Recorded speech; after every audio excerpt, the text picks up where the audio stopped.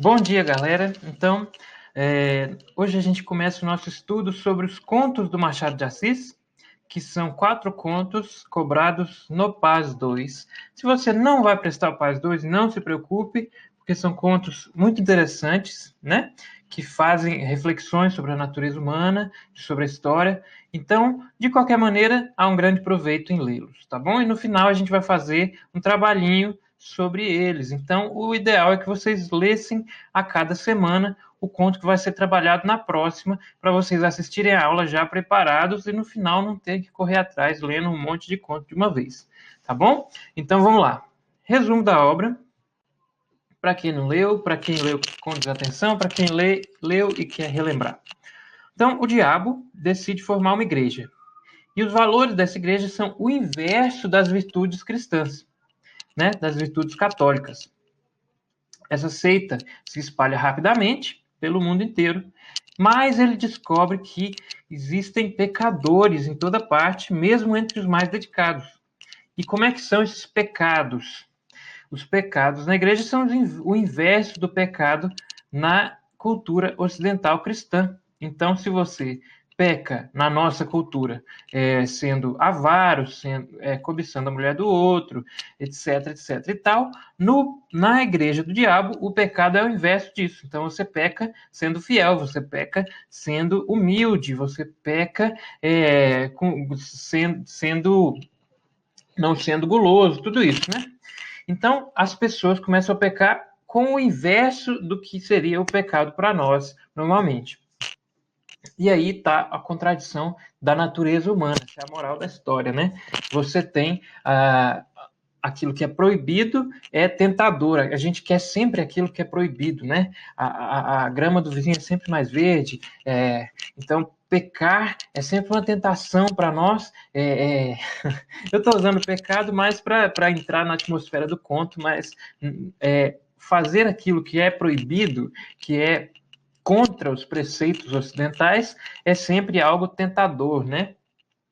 Então, você quer a namorada do seu amigo, tem essa tentação. Mas se a virtude fosse pegar a mulher do seu amigo, e aí o que seria proibido seria não fazer isso, ser fiel, ser um amigo fiel, ser um esposo fiel. Então, quando a inversão da proibição começa a valer, as pessoas começam a querer aquilo que era antes liberado, né? Aquilo que antes era bom, ou seja, ser fiel, não ser guloso, não ser avaro, etc.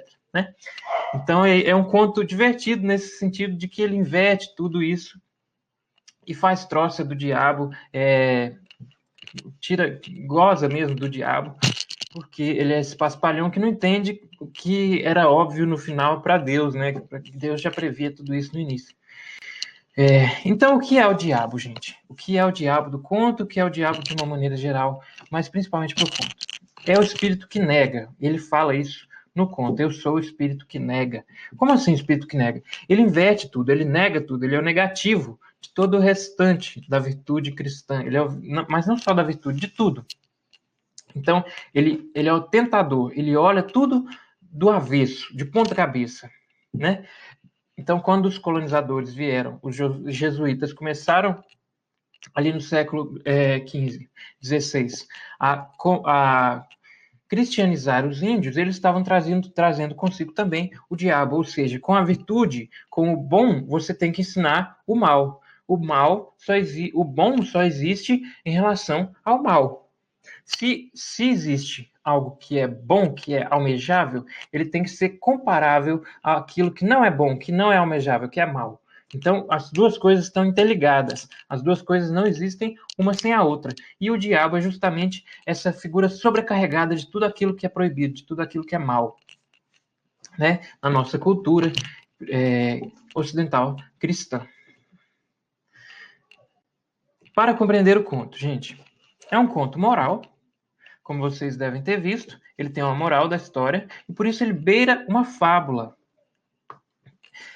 As fábulas não necessariamente têm animais. Muitas vezes as fábulas são simplesmente com figuras humanas mesmo, ou com figuras imaginárias, ou com figuras mitológicas.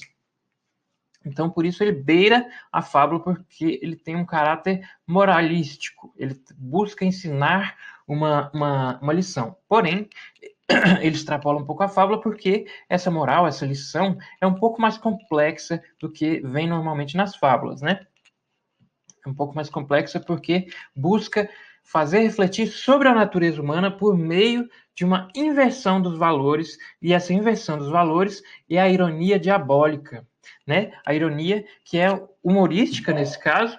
Machado de Assis é o mestre da ironia, mas nesse caso é uma ironia humorística também, porque o conto é leve nesse sentido de que ele pega tudo e joga para o alto e faz cair de ponta cabeça. Então, tentem ler o conto, se vocês ainda não leram, se vocês vão reler, tentem ler de uma maneira leve. É um conto que quer mesmo fazer troça, que quer arrancar um riso do leitor quando ele está fazendo essa hipotética igreja do diabo aí. Não leiam com preconceito porque o personagem é o diabo. Leiam com o diabo como essa figura patética que quer virar tudo de ponta cabeça e não se dá conta do que vai acontecer no final, que era óbvio, pelo menos para o outro personagem antagonista, né? Então, gente, era isso. É um continho bem curto.